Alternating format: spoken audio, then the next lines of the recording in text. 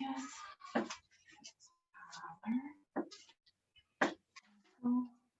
I was thinking about it last night.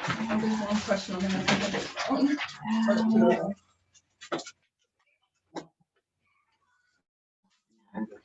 And our perfect score plus some bonus. Good job.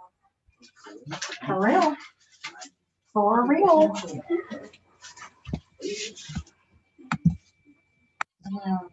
I knew it. So look at what you missed. And then, like I said, if you need to come do test corrections at lunchtime, come see me. We'll work on them. If you don't understand what you missed, why you missed it. Let's see.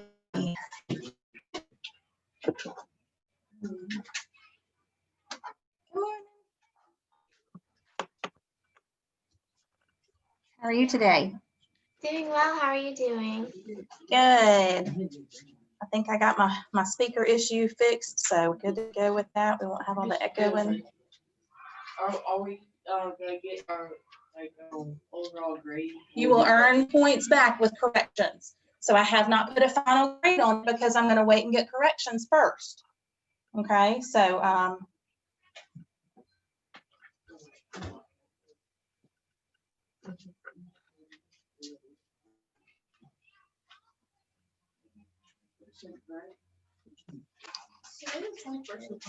today is the 22nd. Can you even believe it? That's what I said. It was the kind of thing where like March lasted for 5 months to me. I don't know about you guys, but it was like we could never get out of March. And then ever since then, everything has just kind of flown by. So I cannot even believe that it's October, let alone almost the end of October. I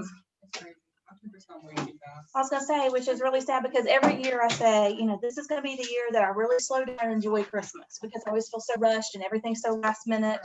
Now I say, okay, I'm gonna really slow down and enjoy it. And I'm so afraid that I'm gonna leave tomorrow and Christmas is gone and we're already in January again. So.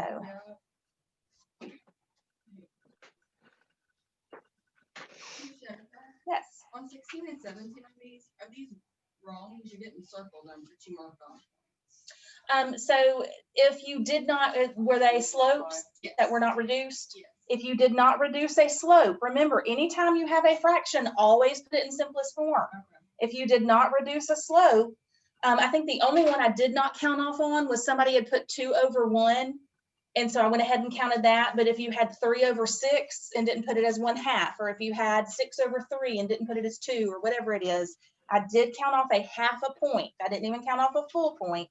I just counted off a 1/2 point if you did not reduce your fractions. Yes, so always, always, always get in the habit of checking and making sure you've reduced your fractions. Okay. Miss Jennifer, Yes. on 18, like the slope, were they counting by 1 every half? Huh? Like where they count, like in these there. Remember, you can use your slope formula or you can count them.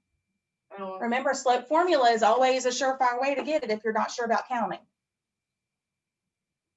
So see me about that during the break and we'll look at it. Okay, so yesterday we started going over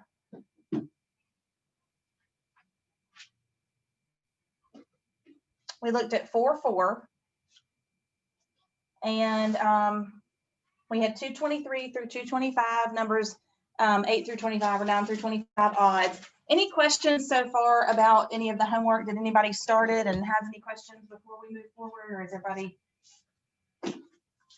not there yet?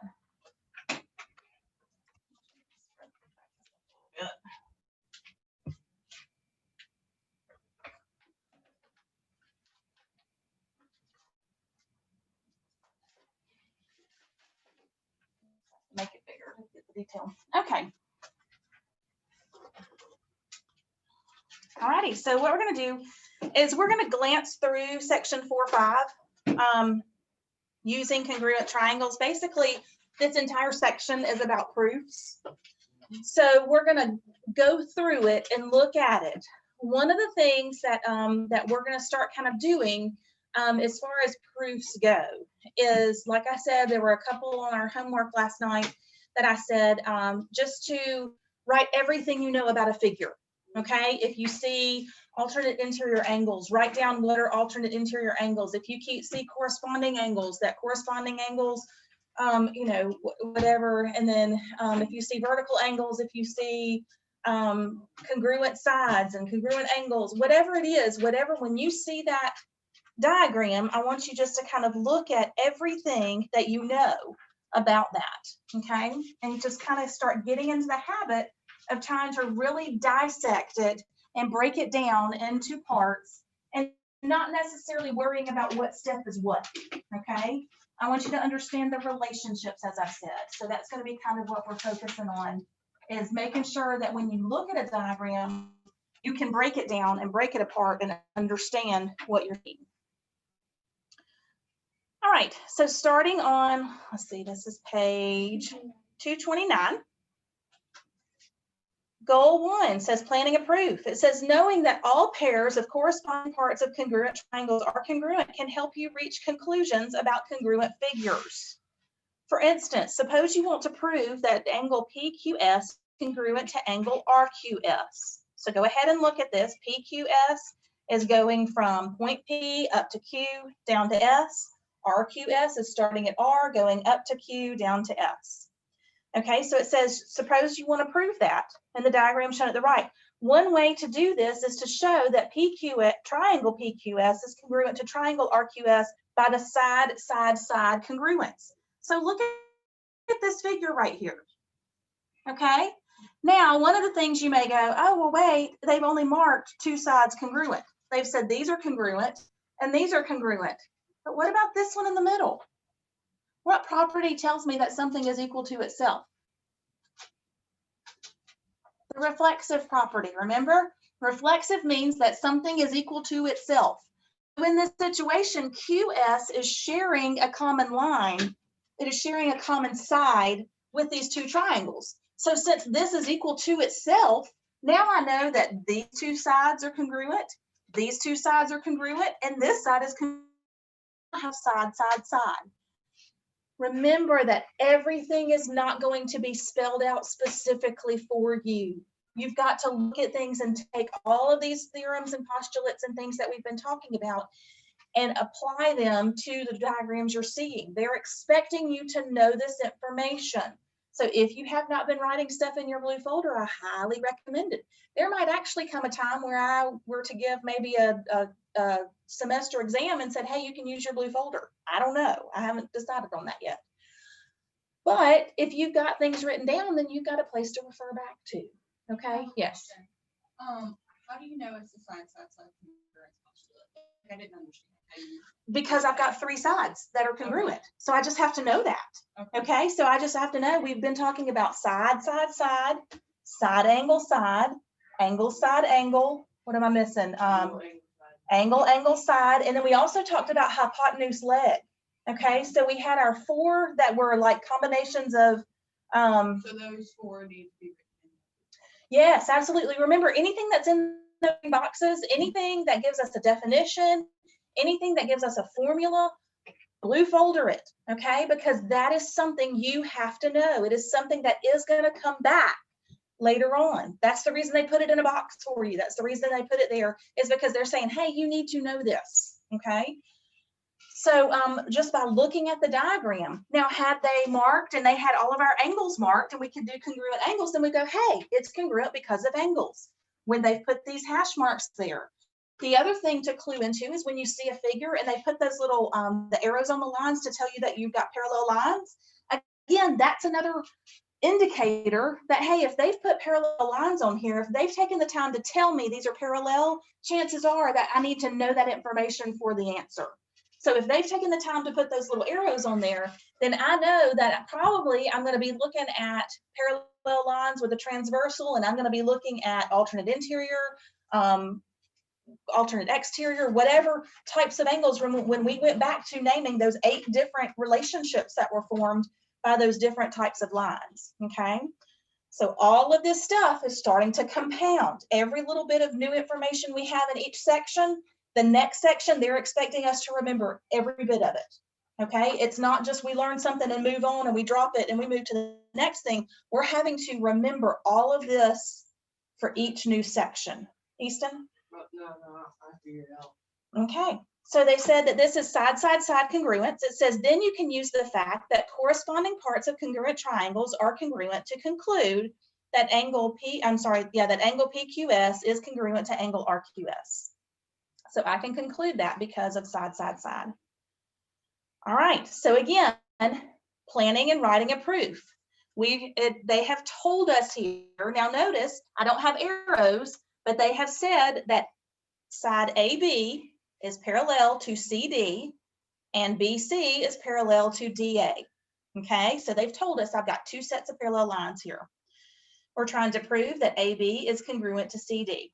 So it says plan for proof, show that triangle ABD is congruent to triangle CBD. So proving that I've got congruent triangles will help me see that my sides are congruent.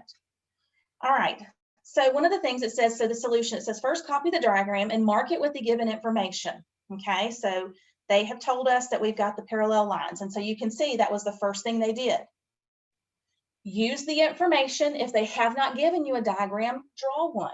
Okay, so they marked it with the arrows saying, hey, these two lines are parallel, these two lines are parallel. Then it says, then mark any additional information that you can deduce. Because side AB and side CD are parallel segments intersected by a transversal, and BC and DA are parallel segments intersected by a transversal, you can deduce that two pairs of alternate interior angles are congruent. So again, they did not tell you that, hey, my alternate interiors are congruent, but they're expecting you to know that when I have parallel lines intersected by a transversal, I've got alternate interior angles, okay? These are things that you're just slowly having to start building upon, okay? Yes. Did you label it like 1, 2, 3, 4? If you wanted to, absolutely. So instead, what they did is they wanted, instead of saying, hey, this would be, 1, 2, 3, 4, whatever, they just went ahead and said, these two are congruent. So that's why they use the arcs to tell you that these are the same. These are the same, okay? If you wanted to number them, have at it. That's just fine. Okay. So then what they did in the paragraph proof is they just said, because side AB is parallel to side CD, it follows from the alternate interior angles theorem that angle ABD is congruent to angle CBD. For the same reason, angle ADB is congruent to angle CBD because BC and DA are parallel. By the reflexive property of congruence, side BD is congruent to BD. Again, we've got that common side, or that common the common side that these two triangles are sharing. So again, the reflexive property tells me that a line or a segment is equal to itself or is congruent to itself. You can use the angle side angle congruence postulate to conclude that triangle ABD is congruent to triangle CBD. I'm sorry, CDB. Finally, because corresponding parts of congruent triangles are congruent, it follows that side AB is congruent to side CD. Okay, so basically just by starting out with that information, being able to label your diagram, you're able to see here now that I've got sides that are congruent because they're parallel.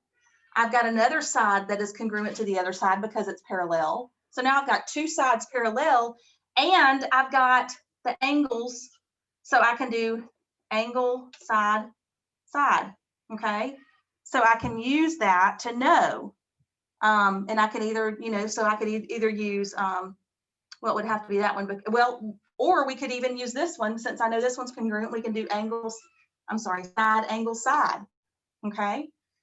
So either way, I'm able to, because side, side, angle is not it's angle, angle, side. Okay. But the main thing here is you had to be able to just look at that shape and know. So again, as far as I'm concerned, writing out the proof and putting it in a certain order, I'm not concerned about that. What I would like you to be able to do is to say, because these are parallel, because these are parallel, because this is reflexive, and I know that I've got these alternate interior angles, I can show that it's congruent, okay? Not necessarily worried about the order, I'm worried about the content. So let's look at example 2, planning and writing a proof. They have told us that A is the midpoint of MT. What does that mean? If they've taken the time to tell us that it's a midpoint, what does that mean? It's in the middle. Hmm? It's in the middle. It's in the middle. So I know that if it's a midpoint, what do I know about the lengths of MA and AT? They're the same. Great. Yes. They're expecting you to know that information. Again, A is the midpoint of SR. So SA and AR are congruent lengths. Okay. So they want us to prove that side MS is parallel to TR. Okay, so look at MS, look at TR, proving that they're parallel. So plan for proof, we're trying to prove that triangle MAS is congruent to angle TAR, triangle TAR. Then use the fact that corresponding parts of congruent triangles are congruent to show that angle M is congruent to angle T. Because these angles are formed by two segments intersected by a transversal, you can conclude that side MS is parallel to side TR. Now they've taken us through the statements and the reasons. So like I said, we start out with our given. They went ahead and wrote that information there. Then they went ahead and said that, hey, because of the midpoint, MA is congruent to TA and SA is congruent to RA. And that's the definition of a midpoint. So angle MAS is congruent to angle TAR using the vertical angles theorem. Triangle MAS is now congruent to triangle TAR because of side angle side. So therefore, angle M is congruent to angle T because corresponding parts of congruent triangles are congruent. That's what those little symbols mean. Therefore, MS is parallel to TR. The next one is using more than one pair of triangles. Look at this shape. We've got basically a kite shape. We've got a kite shape here. And so now it's broken into 4 different triangles. Our given tells us that angle 1 is congruent to angle 2. We can look at those two and see that they are congruent. Angle 3 is congruent to angle 4. So we can look there and see that those are congruent. So we're trying to prove that triangle BCE is congruent to triangle DCE. Again, if it helps you as you're working through these to rewrite them and color code them and everything, go for it. So our plan for the proof is the only information you have triangle BCE and triangle DCE is that angle 1 is congruent to angle 2 and that side CE is congruent to side CE by the reflexive property. Notice, however, that if sides BC and DC are also sides of triangle ABC and ADC, if you can prove that triangle ABC is congruent to triangle ADC, you can use the fact that corresponding parts of congruent triangles are congruent to get a third piece of information about triangle BCE, and triangle DCE. Okay, so let's break it down in the statements and reasons. Statement 1, we've got the given, what they told us. Statement 2, AC is congruent to AC. We just looked at that and said, hey, that is true because of the reflexive property of congruence. Therefore, triangle ABC is congruent to triangle ADC because of angle side angle, which means that now BC is congruent to DC. Look at step 3 and look at statement 3 and statement 4. Remember that the order of things being written, we looked at that example yesterday, how it's very important to look at the order that things are written. In step 3, or in statement 3, because I have triangle ABC in that specific order is congruent to triangle ADC. Notice that in step 4, I'm showing that BC, which are the last 2 letters of the first triangle, is congruent to DC, which are the last 2 letters of the triangle in 3. So because I see the order in step 3, I can deduce. So I could also say that AB is congruent to AD because I can see that in the statement before it. And that's from corresponding parts of corresponding triangles are congruent. Corresponding parts of congruent triangles are congruent. So step 5, I can see that CE is congruent to CE because of the reflexive property. Therefore, I've been able to identify 2 sides and an interior angle to prove side angle side. So triangle BCE is congruent to triangle DCE. Okay.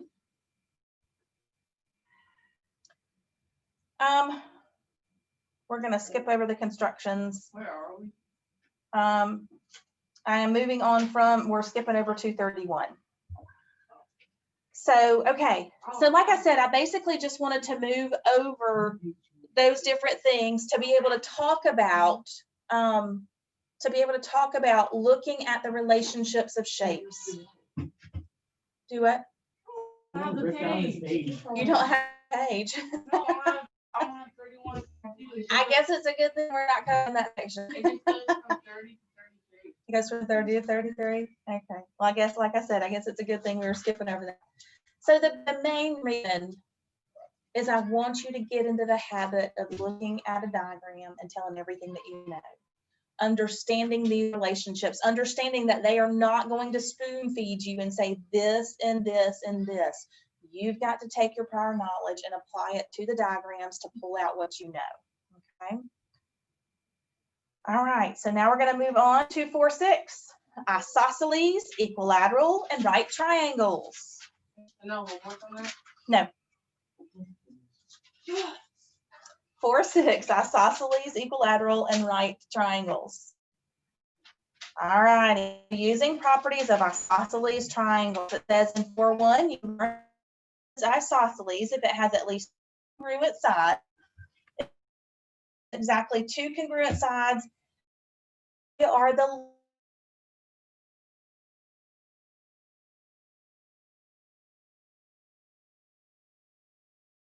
is the base. So you can see in the diagram that they have, that if I've got congruent sides, consider my legs. The side that is not congruent is called my base. Okay. Therefore, when I look at that, this is called my vertex angle up top. These are called my base angles. Okay. So knowing that these 2 legs are congruent, what can you know about these 2 base angles? They're congruent as well. So if my 2 legs are congruent, and we know that the base is 1 length, then that means that this length is the same, this length is the same. So that means these 2 angles here are going to be the same. They're going to be congruent. So I can look at this shape and know that if I could figure out this base angle, then I could figure out this base angle because they're going to be the same. And then I just take 180 minus those 2 angles and I can find my vertex angle. Okay. So that's what it says in the paragraph next to it. If it has exactly 2 congruent sides, then they are the legs of the triangle and the non-congruent side is the base. The 2 angles adjacent to the base are the base angles, and the angle opposite the base is the vertex angle. Okay. We're going to move on down to our theorems in the green box. Green box equals blue folder. Would have been a whole lot better if I would have put green folders on. I did blue because the blue book, but anyway. All right, so our theorems. Theorem 4-6, base angles theorem says, if 2 sides of a triangle are congruent, then the angles opposite them are congruent. Okay, so remember, if I'm looking here and I've got this side here, then opposite is going to be B. Okay, so my opposite angle from AC is B. If I'm looking at AB, the opposite angle is going to be C. So that tells me that my opposite angles are congruent. Is everybody good with that? One of those things that you're just going to have to learn. Memorize it, look at it. In our homework, you'll practice with it, and so I think it'll kind of sink in. Theorem 4-7 is the converse of that. Because it's the converse, what is it going to tell me? First we said sides show angles are congruent. Now we're going angles are showing sides are congruent. So again, if I get a diagram that says that these 2 angles, B and C, are congruent, then I can deduce that AB and AC are congruent. Okay? Remember in the very beginning, we talked about deductive reasoning and how we use statements and facts and things to be able to prove other things are true. So that's what we've done here. Base angle theorem says that if my sides are congruent, then the base angles are congruent. The converse of that says if the base angles are congruent, then the sides are congruent. So we're going to use that information and look at this proof of base angles theorem. They've given me a diagram. They've labeled it. They've said, okay, if side AB is congruent to side AC, they've already told me that this little angle inside, that here, this angle is equal to this angle. So now look at this for a minute, and I want to ask you a question. If these two angles are congruent, if the two little angles that A has it's broken up into, if those are congruent, what can I conclude about over here, about BDC?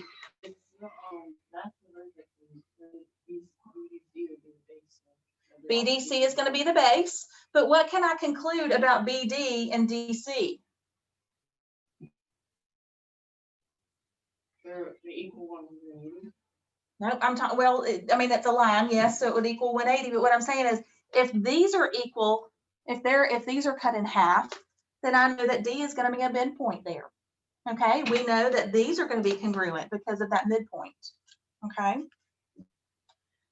All right, so it says triangle ABC is our given, and AB is congruent to AC. We're trying to prove that angle B is congruent to angle C. All right, so it says draw the bisector of angle CAB. Okay, so CAB, that's what they did here. That's where they did the bisector here coming from A to D. Remember, a bisector means it cuts it in half. So it has cut my angle in half, and it has cut the base in half. Okay, so that bisector. So it says by construction, angle CAD is congruent to angle BAD. You are given that AB is congruent to AC. Also, DA is congruent to DA because of the reflexive property of congruence. Now we have side congruence postulate that will show that triangle ADB is congruent to triangle ADC. Because corresponding parts of congruent triangles are congruent, it follows that angle B is congruent to angle C. Okay.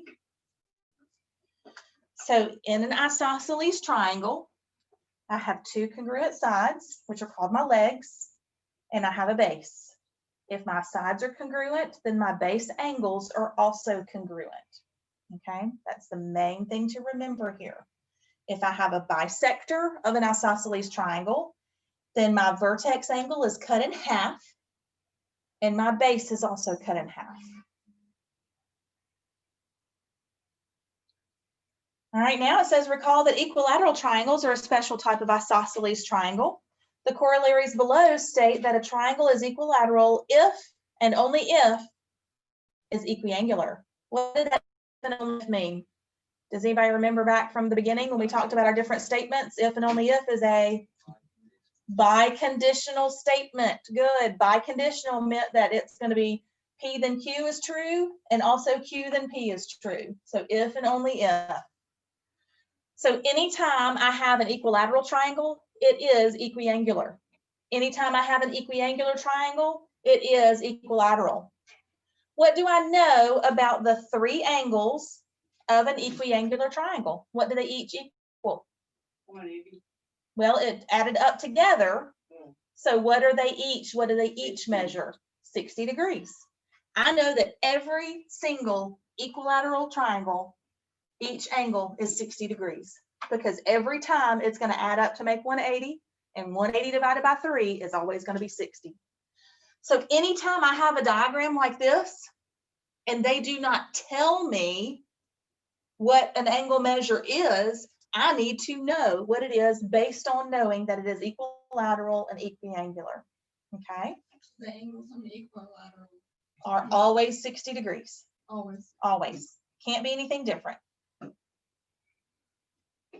Okay, so the corollaries here for theorem 4.6 and corollary to 4.7 just says that if a triangle is equilateral, then it is equiangular.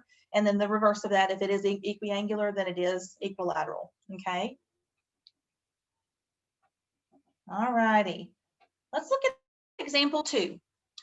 Using equilateral and isosceles triangles. So let's look at these diagrams. Like I said, you may see something like this, and they expect us to know exactly what to do. They have told us that I've got two triangles. I have angle X and angle Y. I don't know what their measures are, but that's what I've got to solve for. Okay. Think about usually when I'm setting up and I'm having to solve for X and Y, I'm usually going to have an equation because I've got to say something is equal to something, but I can see that's not the case here. They haven't given me anything to set up as equal to. What I have to know, We know that line. we know that this is 180. We do know that. Look at this right here. If I have three equal sides, what kind of triangle is this one right here? If it has three equal sides? Huh? No, what kind of triangle is this if all three sides are equal? Equilateral. Equilateral, what we just looked at. If these are all congruent sides, it is equilateral. Therefore, what is the measure of X? What did we just say? That all equilateral triangles have what measure? 60 degrees. So X is 60 degrees. I just need to know that. So that means that angle is 60 degrees, that angle is 60 degrees, that angle is 60 degrees. Now, April, back to what you said a minute ago. You said you know that this side up here, well, you said you know that that is 180 degrees, right? So how am I going to be able to find out this missing measure right here next to 60 degrees? 180 minus 60. So 180 minus 60 is going to be what?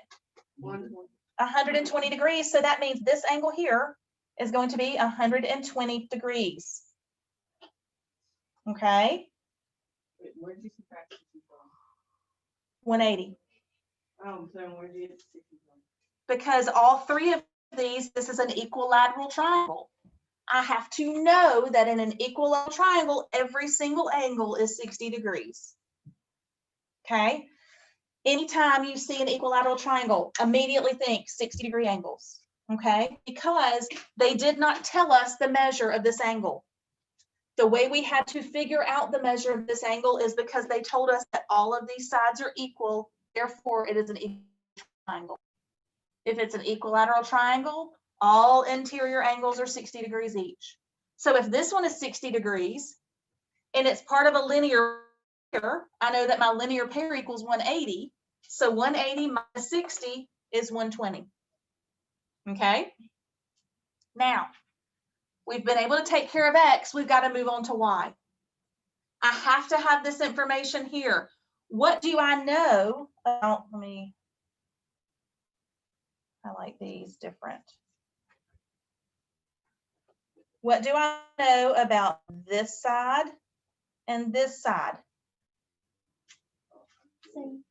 They're the same. They're congruent. Those hash marks tell me. Okay. What did we just learn about my base angles of an isosceles triangle?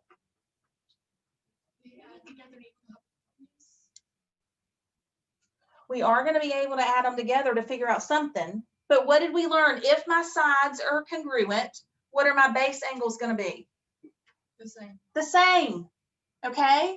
So I know that this angle and this angle is going to be the same. What is my interior angles? What do they equal to? What if I add them all up? What are they going to equal? 360. Nope, my interior angles of a triangle. 180.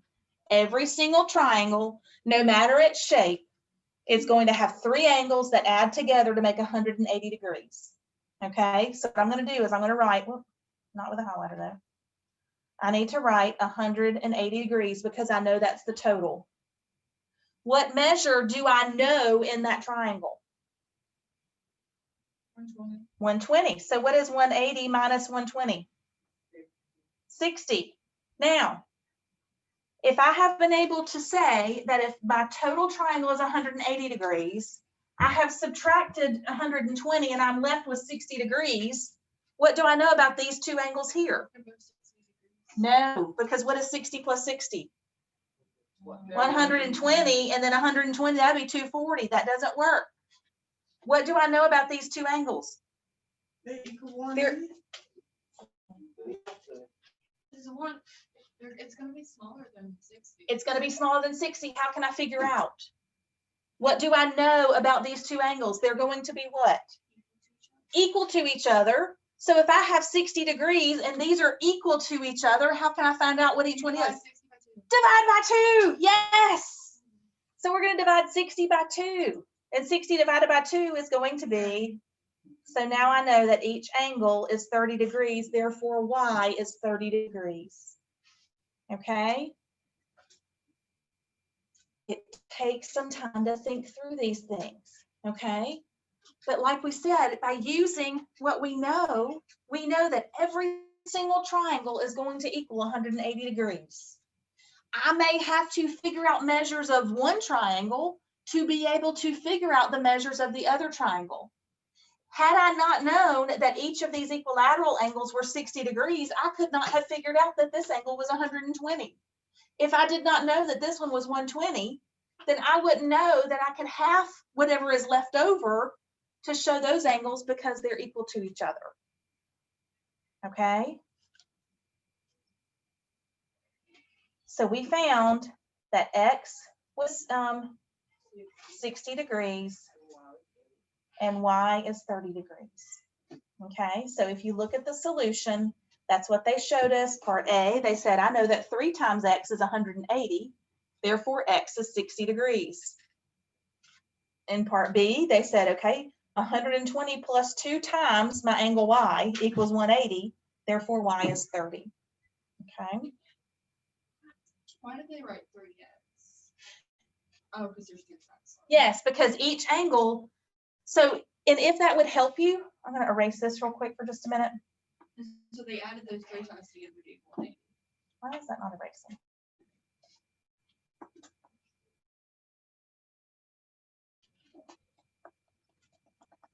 Another way that might help you as well is to say, if this is X, then I know this is X and this is X. Okay, so that's why they said that 3X equals 180. So divide by 3, X equals 60 degrees. And then over here, because of this diagram, I can see that if this is Y over here, this is going to be Y also. So if it helps you to label them, you can label them like that to show that these two are going to be the same. So therefore, when you found 120 here, you know these are going to be the same. So you would have 180 minus 120 and divide 60 by 2. Okay. Let's go on to goal 2. Using properties of right triangles. You have learned 4 ways to prove that triangles are congruent.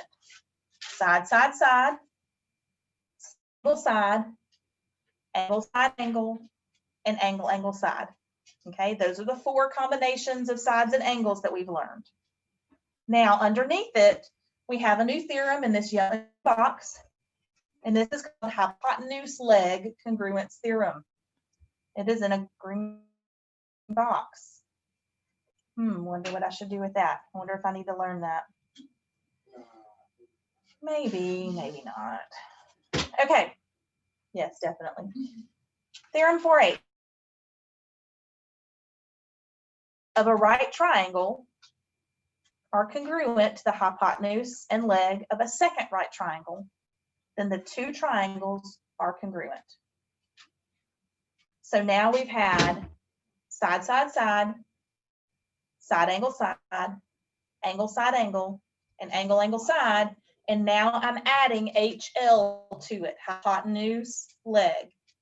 Remember, the hypotenuse is always the side opposite the right angle. So when we look at our 2 diagrams, we can see that AC and DF, I always have trouble. Is it hypoteni or hypotenuses, or I don't know what the plural for hypotenuse is. So hypotenuses, hypoteni, I'm not real sure, but whatever it is. So AC and DF are each a hypotenuse. How about that? And they showed us that BC is congruent to EF. So by using hypotenuse leg, I can prove that they are congruent. The plural form, it might be hypotenuse. You think it could be like moose and moose, like it's plural of itself, so hypotenuse and hypotenuse. Like you say a pack of moose, I don't even know if they're a pack or whatever, but you don't say mooses or meese. All righty. Example 3, proving right triangles are congruent. So we can see that we've got this television antenna, this little tower thing. Huh? Hypotenuses. Hypotenuses is really the word? Yeah, Google. How about that? That just sounds so funny, hypotenuses. Yeah. Well, alrighty then, thank you for looking that up. Okay, so it says the television antenna is perpendicular to the plane containing points B, C, D, and E. What does that mean if it's perpendicular? It forms right angles. How many? I know that if it intersected, I would have 4 right angles, but I know it's going to be a right angle on either side. So perpendicular right angle, make those connect, okay? Take a break. We'll come back and have more fun. I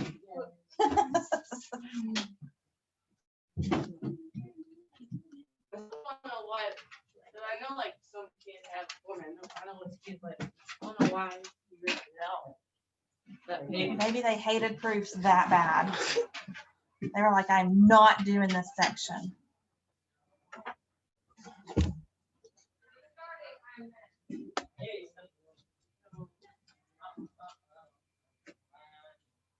Hey, I've got my homework.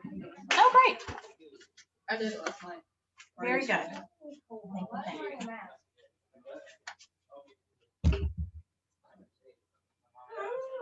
Now, this is the one that needs to go along with the other homework, or this is last night's homework? No, this is, It needs to go with your other set that you already turned in. because it is already done in here. I'm trying to remember if I wrote things down in my notebook or in my binder. I'll take them. So pages 216 to 218, let's see what's that. Okay. I'm trying to oh yeah, here we go. It's, this stuff right here. I wrote it all down. So I did this. So I can go check my there. Now I just gotta do that. That went along with 4-3. I think I put my name on it.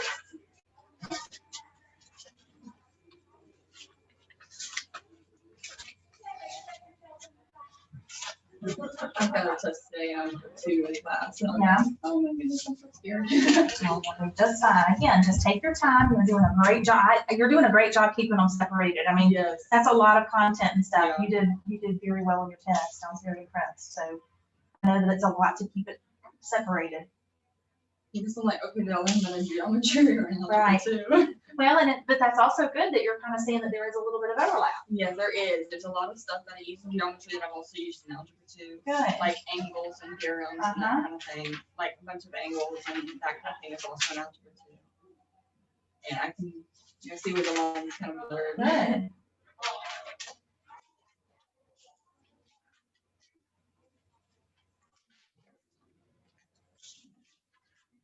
Now I'm just trying to figure out how to solve for a matrix, which is kind of tricky. Yeah. That's really, really hard. I have this tutor who comes and helps me. Good. And she's teaching me a completely different way than what my Steph told me. Because Miss Steph had this worksheet written out and I didn't understand any of it. I was gonna say, and that's the whole thing is Right. figuring out the way that you can learn Yeah. it is Because key. I was reading over it, and I'm like, okay, where did you get this number from? Where did you get this number? How do you know to multiply by 2? You know, because the book just explained this is how you work this one problem, Mhm. but it didn't explain how to work like problems in general. Right. And I was thinking, okay, so how do I know that this is multiplied by 1/3 or something like that? That's what I was trying to do. Who wants to?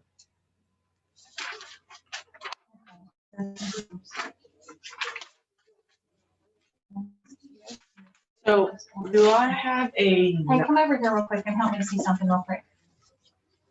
Okay, so page 206, number 11 is VT, so that's section 4.2, and then it goes on to 207 right there, but then this says 206 also.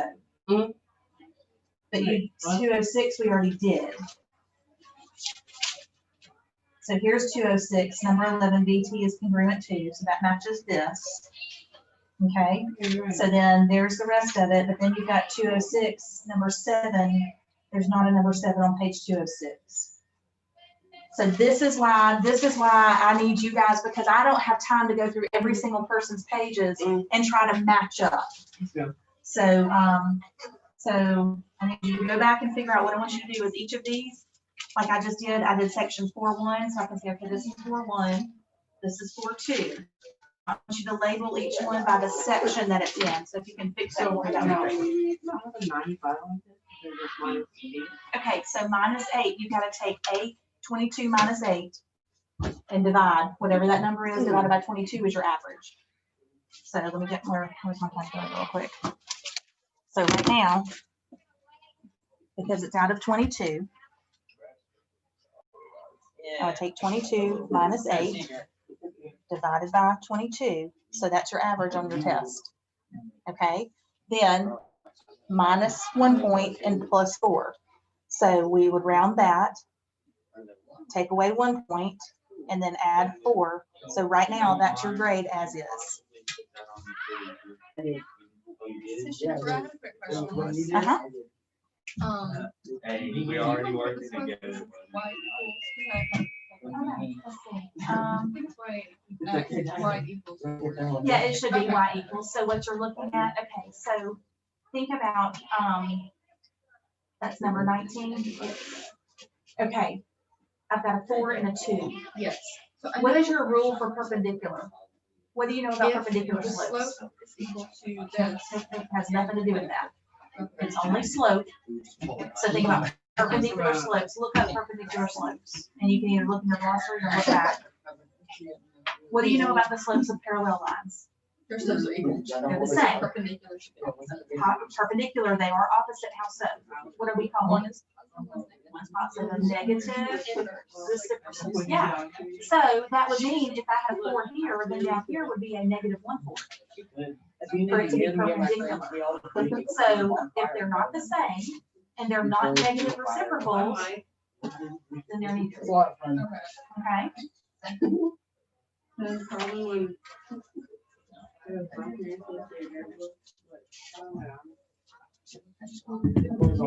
probably some shared technology.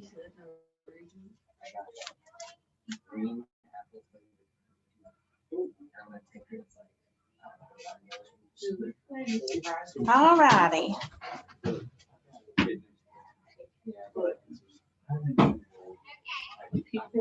Pupils are.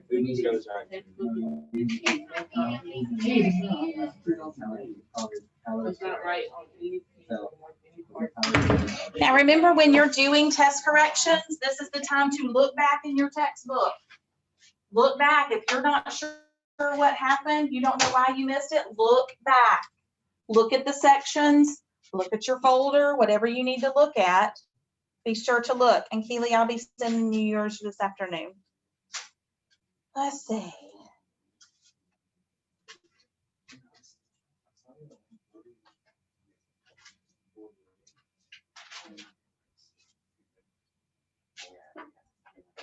Also, if you get stuck on something, you've looked back, you're not sure how to correct it, ask me. I'll be happy to help you.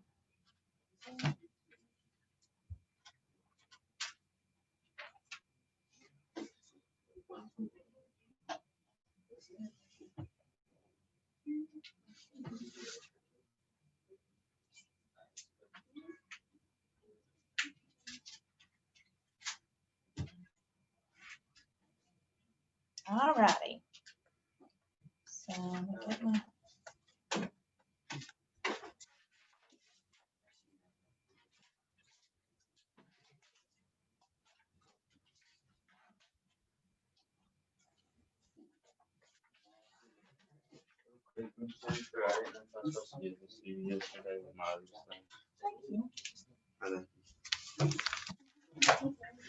If I had this paper, I would do corrections.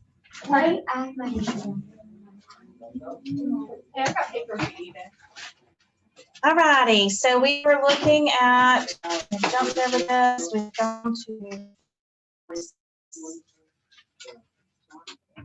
Okay, so picking back up, we are on page 238.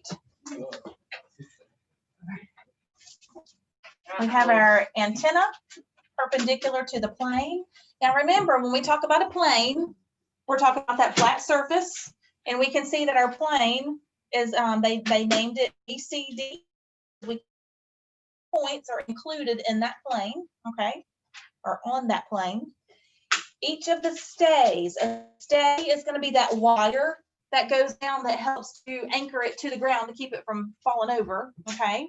It helps it to stay up.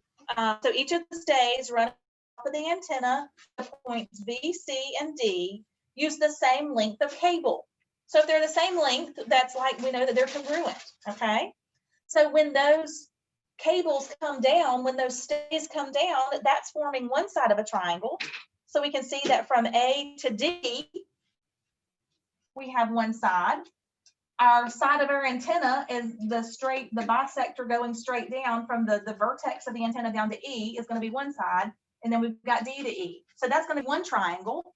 Then we have another triangle that's going to be triangle AEC. AEC would be this triangle here. Then we've got the triangle behind it that's going to be AEB. So we can see that it's forming three different triangles here. So it says, prove that triangle AEB, triangle AEC, and AED are congruent. They have told us that AE is perpendicular to EB, AE is perpendicular to EC, AE is perpendicular to ED. Therefore, AB is congruent to AC, which is congruent to AD. Again, just like we just talked about, okay? I'm not going to worry about this proof right here. What I'm going to do is I'm just going to look at this figure and we're going to talk about everything we know from it. Okay. We know that the triangles are right triangles. Why do we know that they're right triangles? Because one line is straight, or A and B, AE and B equal a right angle. They told us that each of these, they told us that we have perpendicular lines, and we talked about how they make right triangles. So I know that I've got a right triangle in each of my triangles, and I know that it's not going to be perfect, but you won't be able to see exactly all of them. But I can see that they're each going to be right triangles, okay? Because they're each right, what else do I know, Lucas? They're right triangles, but what else do I know? What are the hash marks telling me? They're all congruent. So the side opposite a right angle is called the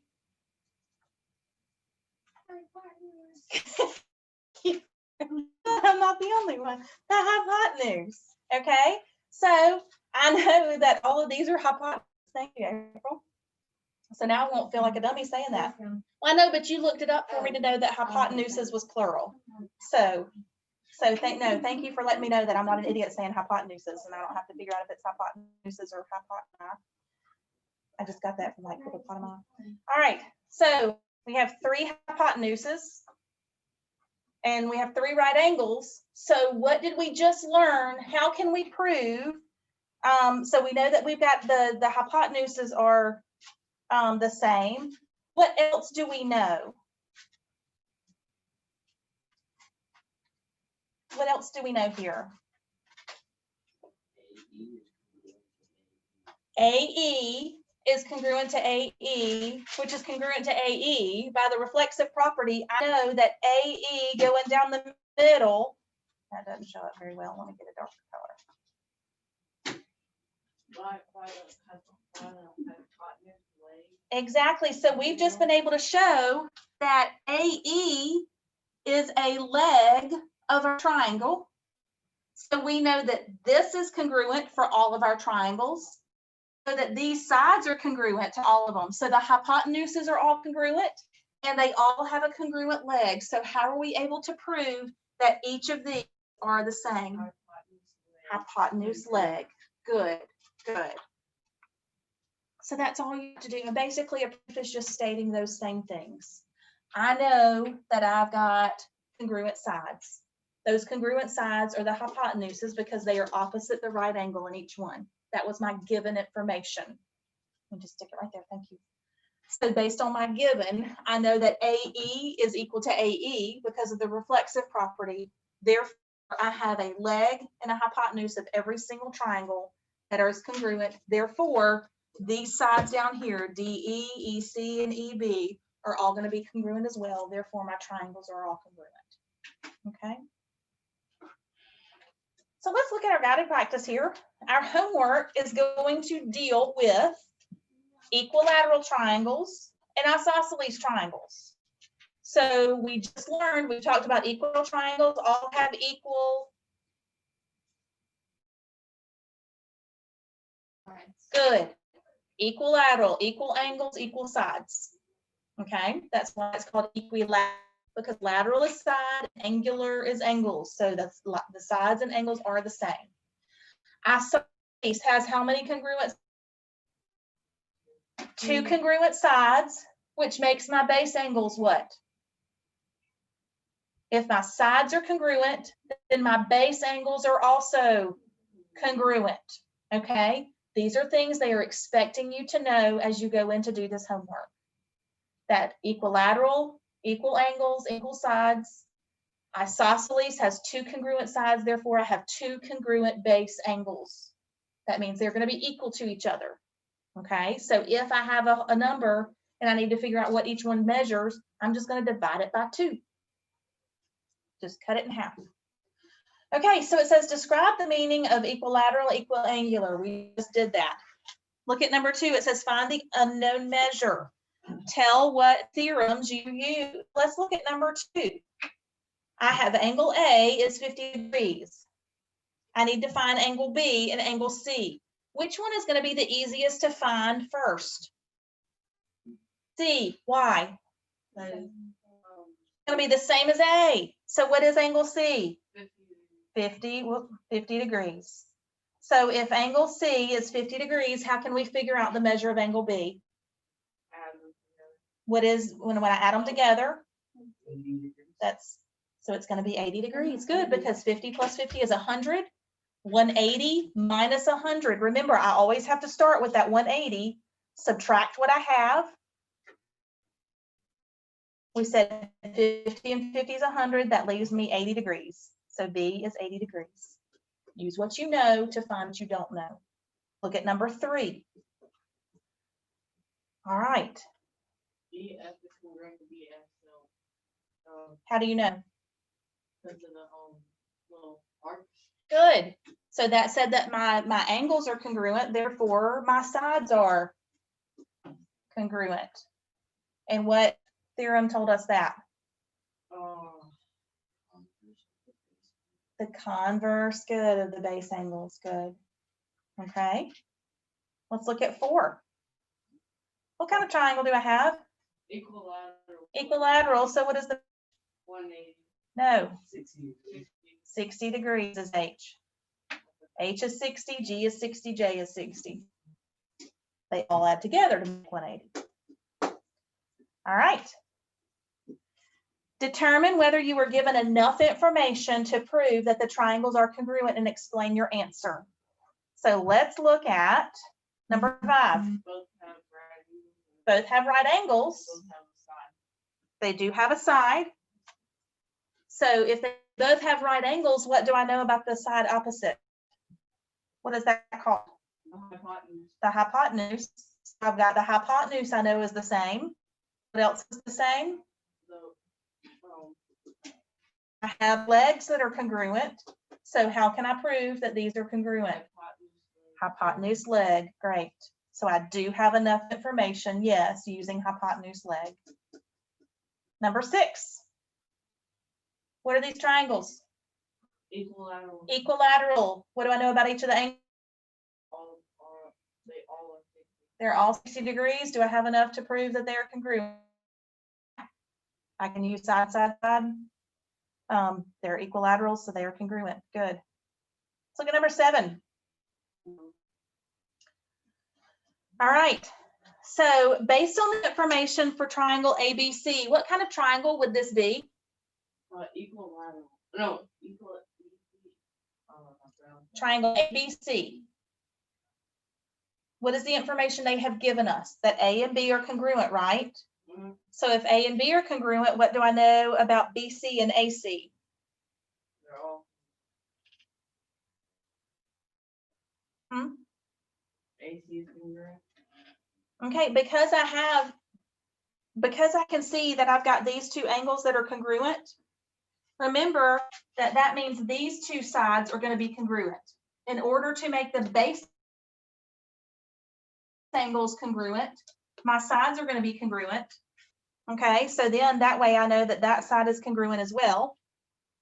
But what do I not know about side AB? Do I know the measure of it based on anything? The only thing I know for sure in this one is that this is going to be isosceles, because I cannot prove the length of side AB. I can only prove the side of BC and AC based on these two angles here. Okay, this side might not work. I know that all three of these sides are going to be the same, but I do not know for sure. There's no way to prove what my length of BA is based on the information that I have. So I cannot prove that these are congruent because I cannot prove the length of AB. Does that make sense?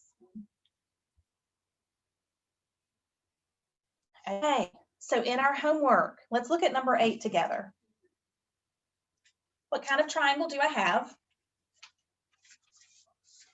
Isosceles. If it's isosceles, what do I know about the measure of angle X?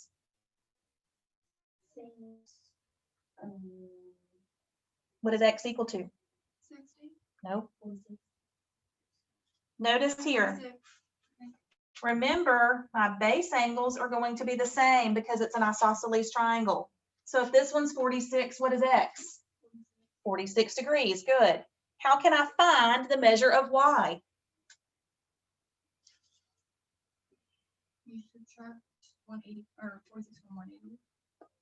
Do I just subtract 46 one time? Oh, you multiply it. I've got two of them that are 46. So what is 46 plus 46? 92. So I've got to do 180 minus 92. So I know that Y is 88 degrees. I need to know that my base angles are going to be the same in an isosceles triangle. Therefore, if I have one measure, I can find the other. By knowing two measures of any triangle, I can find the third measure by adding together the two that I know and subtracting from 180. Okay? Let's look at number 10. What kind of triangle do I have?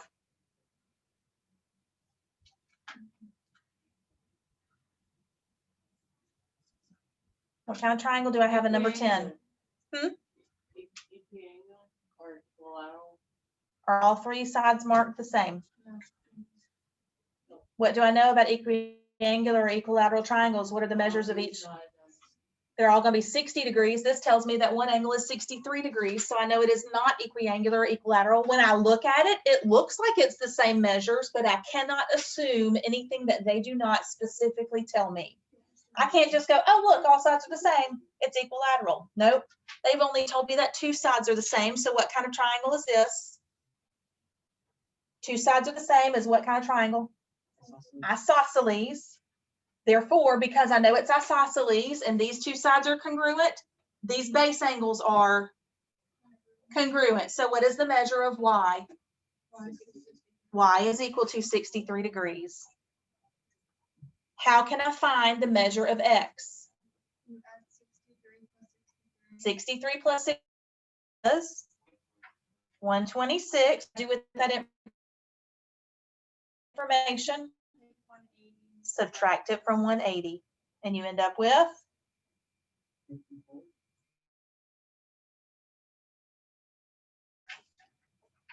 So that's what you're going to be doing in this section.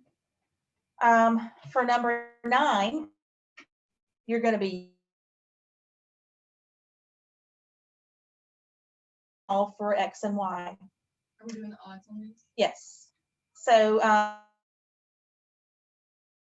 so we will be doing numbers 9 through 25 odds. What's the page? Which page is the next? 239 and 240. Look at the second section on page 239. It says to decide whether you have enough information to prove that they are congruent and explain your answers, just like we did a little bit ago. Do I have isosceles triangles? Are these angles the same? What information have they given me? And can I prove that they are congruent? And if so, tell me why. And if not, tell me why. So that's going to be 11, 13, and 15. Now go ahead and look at 17 and 19. Now, instead of telling me all my information, I now know that as I have something involving X and it says to solve for X, I know I'm going to have to set up an equation. So I'm going to have to use the information they've given me to know how to set up this equation. Let's look at number 18. What do I know about number 18? What kind of triangle? Equilateral. Equilateral. All of my angles are the same and all of my sides are the same. So how can I set up an equation to solve for X? 4x.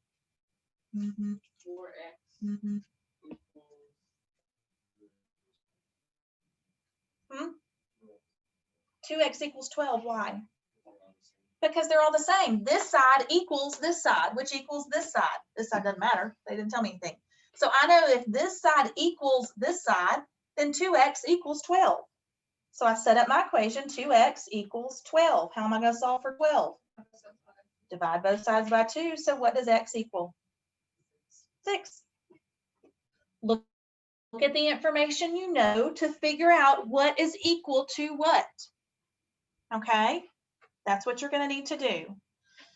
And then in 21, 23, 25, you're going to find the values of x and y doing the same thing.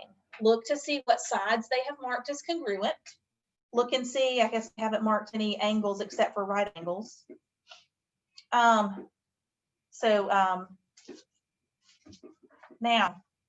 let's look at number 23 for a minute. Notice this right angle down here. The measure of this angle is going to be 90. the circle. This is 90, but it includes 2 angles. See how I've got part of it is in this triangle, part of it is in this triangle. What do I measure of just this part is?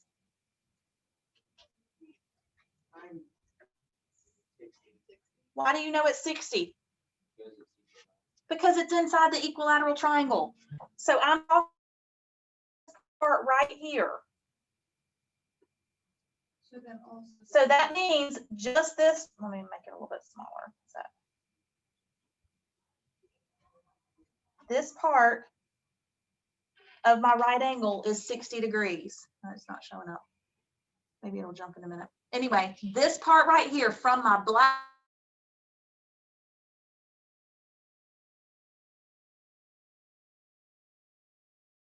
right here, that's going to be 30. Good, because 90 minus the 60 that's right here is going to give me 30 right there. Therefore, we know x is equal to 30. Good, yes. You've got to take it step by step. If we know that this little piece over here is 30, Then we add 30 plus 30 to give us 5. great. So then I know over here is 30. So 30 plus 30 is 60. So 180 minus 60 is 120 degrees. Okay? Because 30 plus 30 is 60. Oh, 180 minus 60. I forgot to do 180 minus. Yeah. So to find your third missing angle, 180 minus the 2½ to solve for what I don't know. But to do that, we had to know that this is a lateral triangle. So that means this part of the 90-degree angle is only 60 degrees. So the remaining part is 30. All right, so I kind of helped you out with one of your homework problems. All right, let's go ahead and move on over to 4-7, triangles and the coordinate proof. All righty, so what do we know about the coordinate plane? Sometimes you can call it a grid, a graph, whatever you want to call it. How is our coordinate plane broken up?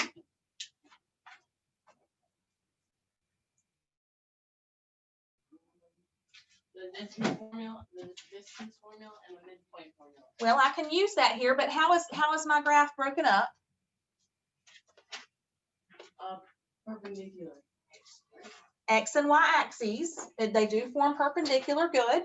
So they are perpendicular to each other. I have the X and Y axes that form 4 parts of my grid, or 4 parts of my plane. I know that when I have an ordered pair, that means I'm moving along the X axis and then I move the Y axis to give my Y coordinate. Okay. So in some of these things, when we're looking at the coordinate plane, we know that we're going to be using ordered pairs. And we also have talked about how you said, just like you said, Easton, we can use the distance formula. We're going to skip over example 1 right now. Well, actually, it just says place a 2 unit by 6 unit rectangle in a coordinate plane. They don't tell us where to put it. I could put it anywhere. But if it's a 2 unit by 6 unit, what does that mean? When I say 2 units on a coordinate grid, what does that mean? What is 1 unit? 1 unit is just going to be 1 box. So the part that I had here, this 1 unit. So to go 2 units means I've got one side that goes 2 boxes. And then to go 6 units, so if I'm going 2 sideways, my 6 would go up and down. If I wanted to go, showed us then, I could have my 2 going up and down and then 6 sideways. They didn't specifically tell us which way to do it, but the main thing is to know. So for if it's a 2 by 6, then basically I know that I'm going to have side to side, 6 up and down, or 2 going up and down and 6 going side to side. And then you can tell the ordered pairs by drawing that. Then you can identify the ordered pairs and tell what they are.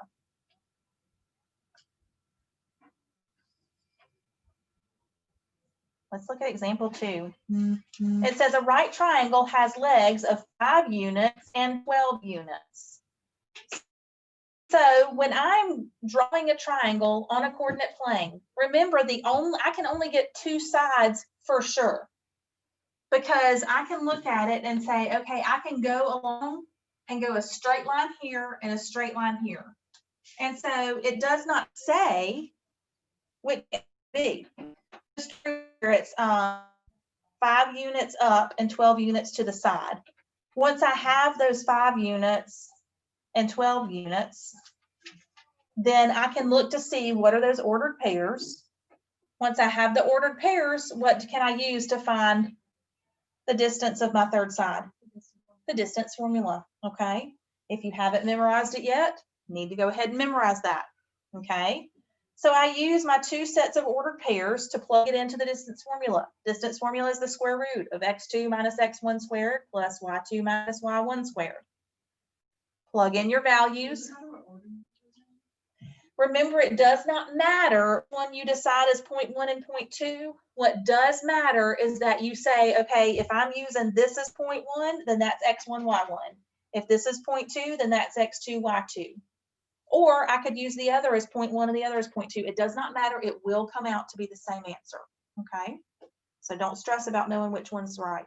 But we have to keep the ordered pairs right. The main thing that you do have to keep right is if it is 0.1, then you use that as x and y1. I can't say that 0.1 is x and y2. I can't mix those up. It's got to be x1.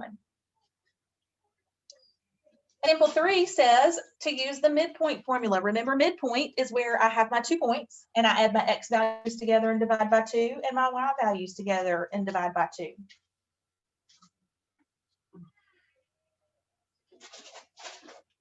And we are going to skip over these proofs with our coordinate. Yeah.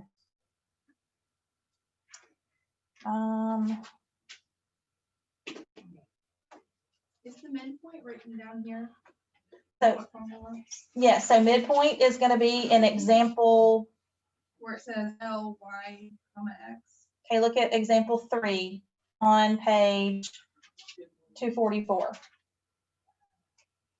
So the midpoint is where I add my x values together, divide by 2, add my y values together, and divide by 2. You need to know that formula if you haven't memorized it by now. And then you just plug in your number. You just plug in your values for your x's, plug in your y's, and solve.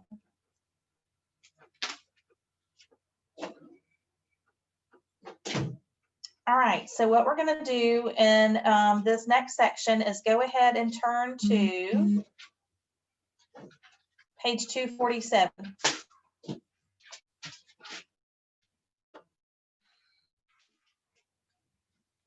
Page 247.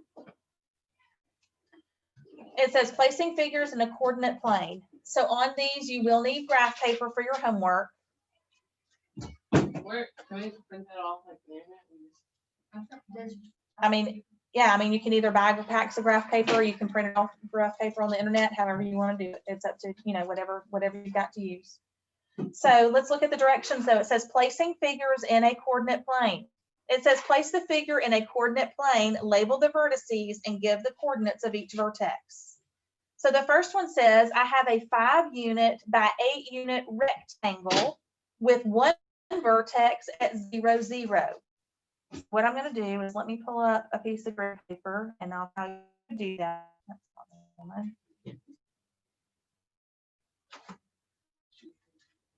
Okay, that. So anybody need graph paper? 'Cause I've got some. I have them at home. I'm not gonna do it. I know I have it.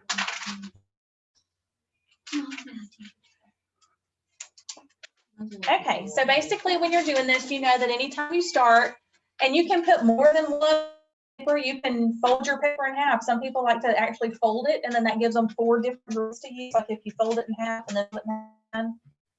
But if you go ahead and break up your x-axis and y-axis. Okay. So let me look at my book.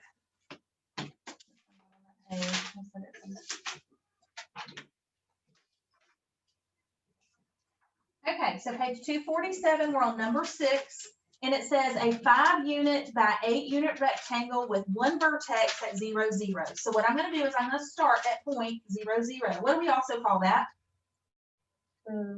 What's 0, 0 called? Origin. The origin, good. So I know 0, 0 is my origin. So I'm going to go ahead and put my point there. Okay. So I've got a point there, and that's going to be one of my vertices. That's going to be one of the places where my lines join. So I'm just going to go ahead and use that as my first point, and it says I want 5 units by 8 units. So what I'm going to do is I'm just going to go 5 units. So what I'll do, I'll go 1, 2, 3, 4, 5 units to the right.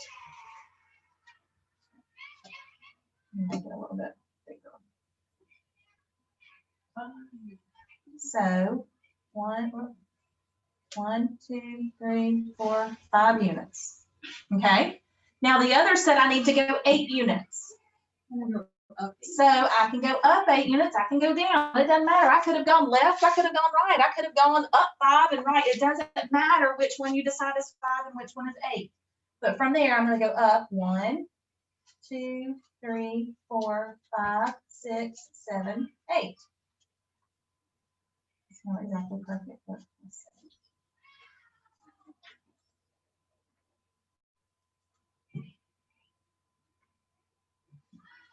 Seven. Okay. Therefore, now that I've gone one direction 5 and one direction 8, I can go back and I can start at that point and go up 8 here, and now I've got that, and I can do my 5 over here. So now I've got my rectangle. That one side is 5 units, the other side is 8 units. You've got to make it connect all together. So if you went this way and up, now you've got to go this way and down to make a I was rectangle. trying to make it look more. Okay, so it says place a figure in a coordinate plane, label the vertices, and give the coordinates of each vertex. So we already said that this was point 0, 0. So we know that that is 0, 0.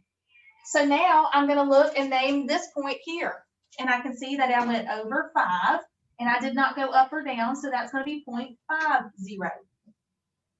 The point above that, I went over 5 and up 8, so I have 0.58. And then over here, I did not go left or right any, so I have 0, but then I went up 8. Now, one of the things I want to tell you is the only thing that I have to do is have 0.00. So again, just so you can see, no magic in knowing exactly which one to do. I could have gone this way, 1, 2, 3, 4, 5, 6, 7, 8. And then I could have gone up 1, 2, 3, 4, 5. And then I could have gone back this way and had my rectangle there. I could have gone this way, 8, 1, 2, 3, 4, 5, 6, 7, 8. And then up 5. And over that way. I could have had a rectangle there. I could have gone 8 this way. And then 1, 2, 3, 4, 5. I could have had a rectangle there. And the same thing going down. Okay, so there's not just one right answer here. I had 4 different options in the top of my, above my x-axis. I could have gone down and had 4 more. There were 8 ways that I could do this one problem. You're only picking one, okay? So just the only thing you have to do is base it on what they have given you. So in this section, you're gonna do,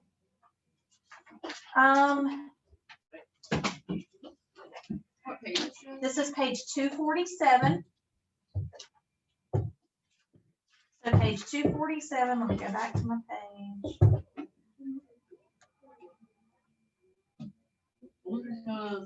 Those are some of the ones that I'm like, So this is page 247. We're gonna have numbers 7 through 19 odds. So basically, you're looking at the directions they've given you to be able to draw a figure on a plane. So just like the number 7, you'll do just like we did for number 6. Look at the next section. It says choosing a good placement. Place the figure in a coordinate plane. Label the vertices and give the coordinates of each vertex. Explain the advantages and disadvantages of your placement. So notice number 9 says you're doing a triangle. Right triangle, what do you know you're going to have? 90-degree angle. When you're drawing a right triangle, where's going to be the easiest place to put that on a graph? Right by the origin, using the X and Y axes. Okay, that's going to be a perfect place to do a right triangle. So it says label the vertices and give the coordinates of each vertex. So you're just going to draw it. The next section, finding and using coordinates. In the diagram, you have triangle ABC, as I saw. Since base is 60 units, height is 50 units. So for number 13, it says find the length of leg of triangle ABC and round to your nearest 100. If I'm finding the length of the leg, what formula am I going to be using here? distance. So if I'm finding, look at number 13. Okay, if I'm finding, I've got number 13, and it says find the length of a leg. What do I know? It tells me its base is 60 and its height is 50. So what am I trying to find the length of? If I have a base and I have a height, I'm trying to find my slant. I'm trying to find the hypotenuse. Or I'm sorry, not the height. Well, if I broke it into 2 right angles. But I'm trying to find, so I'm going to be using You're trying to find the distance between A the and B. distance between A and B, or the distance between B and C, using that distance formula. Okay. So whether you use the coordinates for A and B or the coordinates for B and C, you're going to find the same answer. It does not matter which one you pick. Looking at numbers 15 and 17, use the distance formula. For number 19, it says to use the midpoint formula. So it tells you what you're going to be looking at, what you're going to need to use for each of these. Okay. So let's see. It is 10:03. I guess we get out at what, 10:15? So we've got about 12 minutes that you can either be working on yesterday's homework if you didn't start on it. You can be working on test corrections if you want to ask me questions. You can start on today's homework, whatever you want to work on right now. Just find something to be working on to use our time wisely. Let's take at least 10 minutes to work, and then we'll take a couple of minutes to pack up before we end. Okay, so if you have questions and you need me to come see me, if you need me to come see me, if you need me to come see you, I'll be happy to. You good, Keely? Yes, ma'am. Would you mind going over the other homework before one more time? I think I missed part of Sure. it. Let me back up real quick to make sure we've got. The first one was pages 239 to 240, Okay. numbers 9 through 25 odds. I'm sorry, what pages did you say again? 239 to 240. I'll go ahead and write it right here. 239 to 240, numbers 9 through 25 odds. Okay. And then this that we just assigned was page 247, numbers 7 through 19 odds. Great, thank you. You are so welcome. And you're welcome if you're ready to go ahead and log off. You can go ahead and log off. You don't have to stay logged in. Okay, well, thank you so much. You're welcome. Let me know if we need to set up a time to work together, okay? Yes, And ma'am, I'll I send you the will. test corrections in just a little bit. That sounds great, thank you. You're welcome. Thank you, hon. Have a good weekend. You too. Bye-bye.